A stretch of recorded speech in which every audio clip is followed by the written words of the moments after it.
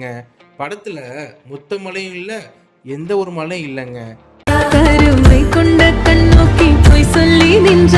என்னதான் கமல் சார் ஒரு 40 இன்டர்வியூ, மணிரத்னம் ஒரு 25 இன்டர்வியூ, சிம்பு ஒரு 23 இன்டர்வியூ கொடுத்தாலுமே தக் லைஃப்ல வந்து மிகப்பெரிய ஒரு ப்ரொமோஷன் அப்படின்னா அது முத்தமலை சாங் தாங்க.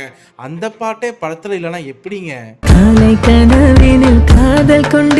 பிஜிஎம்லாம் சொல்ற அளவுக்கு கிடையாது, ரொம்ப ரொம்ப சுமார் தான். அதுக்கப்புறம் மணி சார் படம் எடுத்துட்டாரு, அவர் லெஜெண்ட், அதுக்காக மட்டும் அவர் எடுத்து சுமார் படத்தை கூட நம்ம மாஸ்டர் பீஸ்னு சொல்லக்கூடாதுங்க. படம் எப்படி இருக்கு அதை மட்டும் தான் பார்க்கணும்.